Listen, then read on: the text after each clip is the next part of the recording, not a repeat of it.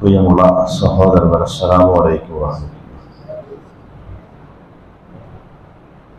ഇസ്ലാം വളരെ പ്രാധാന്യത്തോടുകൂടി വിശ്വാസികൾ എന്ന നിലയിൽ നമ്മോട് കൽപ്പിച്ച, അല്ലെങ്കിൽ വളരെ ശ്രദ്ധയോടുകൂടി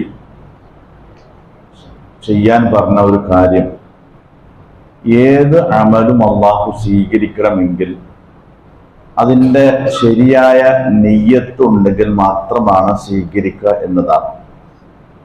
നമുക്ക് അറിയാവുന്ന സംഗതിയാണ്, എല്ലാ പ്രവൃത്തികൾക്കും നിയ്യത്ത് വേണം. പക്ഷെ നിയ്യത്ത് രണ്ട് രൂപത്തിൽ പഠിപ്പിക്കപ്പെട്ടിട്ടുണ്ട്. ഒന്നാമത്തെ നിയ്യത്ത് എന്ന് പറഞ്ഞാൽ സാങ്കേതികമായ നിയ്യത്ത്. അതാ ആ അമല് സ്വീകരിക്കപ്പെടാനുള്ള ഒന്നാമത്തെ മാനദണ്ഡമാണ്. രണ്ടാമത്തെന്ന് പറഞ്ഞാൽ അത് സാങ്കേതികമായ നെയ്യത്തല്ല, പക്ഷെ അതിൻ്റെ ഒരു ആത്മീയമായ നെയ്യത്ത്, അതാണ് അതിലെ ഏറ്റവും പ്രധാനപ്പെട്ട നെയ്യത്ത്.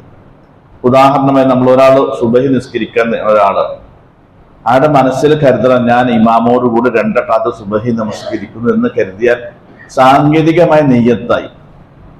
അതുകൊണ്ട് മാത്രം അയാളുടെ നിസ്കാരം സ്വീകരിക്കപ്പെടുകയില്ല. പക്ഷെ അയാൾ ആ സുബഹി നമസ്കരിക്കാൻ വന്നതിനുള്ള അയാളുടെ പ്രേരണ ഉണ്ടല്ലോ, എന്തടിസ്ഥാനത്തിലാണ് അയാൾ വന്നത് എന്നത് ആണ് അത് പ്രധാനം. എന്ന് പറഞ്ഞാൽ, നമ്മൾ ചെയ്യുന്ന കാര്യങ്ങൾ പൂർണ്ണമായത് അല്ലാഹുവേ നിന്റെ പ്രതിഫലം മാത്രം ആഗ്രഹിച്ചുകൊണ്ടും ഒരു ഭൗതിക സ്വാധീനമില്ലാതെ ചെയ്യുന്ന നെയ്യത്തുണ്ടല്ലോ, ആ ഉദ്ദേശശുദ്ധി, നമ്മളെ പ്രേരിപ്പിച്ച ഘടകം, അതിനാണ് ഏറ്റവും കൂടുതൽ പ്രതിഫലമുള്ളത് എന്നാണ്.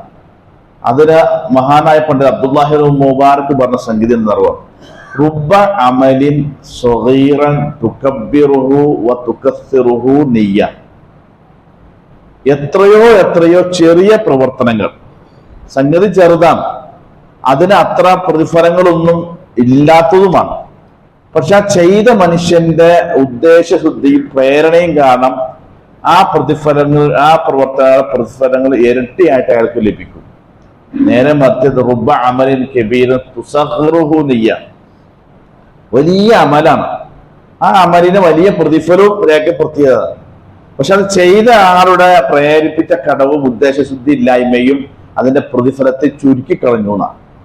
അപ്പോൾ ഒരു പ്രവൃത്തിയുടെ പ്രതിഫലം കൂട്ടുന്നതും കുറയ്ക്കുന്നതും അടിസ്ഥാനപരമായി ഏതാണ്? നമ്മൾ പറഞ്ഞ സാങ്കേതികമായ നെയ്യത്തല്ല, ആത്മീയമായ നെയ്യത്ത്, നമ്മൾ പ്രേരിപ്പിച്ച ഘടകമാണ്.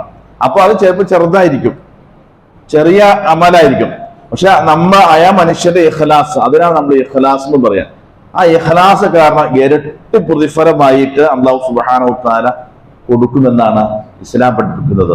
അതുകൊണ്ടാണല്ലോ അമലുകൾക്ക്, ഒരാൾ അമല് ചെയ്തില്ല പക്ഷെ അയാൾക്ക് നെയ്യത്തുണ്ടായി. ഏത് നെയ്യത്ത്? സാങ്കേതികമായ നെയ്യത്തല്ല, ആത്മീയമായ ഇഖ്ലാസ് ഉണ്ടായി.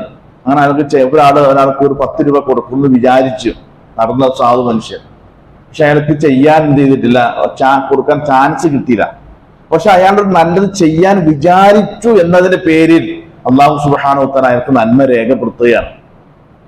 അതാണ് നെയ്യത്തിലെ ഏറ്റവും വലിയ പ്രത്യേകത. അപ്പൊ നമ്മൾ നെയ്യത്ത് എന്ന് പറഞ്ഞാൽ നമ്മൾ ഓരോ അമല് ചെയ്യുന്നതിന് മുമ്പിൽ കരുതുന്ന കാര്യത്തെക്കുറിച്ച് മാത്രമല്ല, നമ്മളെ എന്താണോ പ്രേരിപ്പിച്ച വസ്തുത, ചെയ്യാൻ പ്രേരിപ്പിച്ച വസ്തുത, അതിനാണ് പ്രാധാന്യം. അതാണ് ശരിയായ നെയ്യത്ത് നമ്മൾ മനസ്സിലാക്കി നമ്മുടെ പ്രവർത്തനങ്ങൾക്ക് അത് ചുരുക്കവും കൂട്ടുകയും ചെയ്യുന്നത് നമ്മുടെ മനസ്സിന്റെ തേട്ടമാണെന്ന് മനസ്സിലാക്കുക, അത് തിരിച്ചറിയാം. അതുകൊണ്ട് പൂർണ്ണമായി പ്യുവറായി അള്ളാഹുവിന് സമർപ്പിക്കാൻ നമ്മുടെ മനസ്സുകൾ പാകപ്പെടുത്തണം. അള്ളാഹു അനുഗ്രഹിക്കുമാറാകട്ടെ. അസ്സലാമു അലൈക്കും.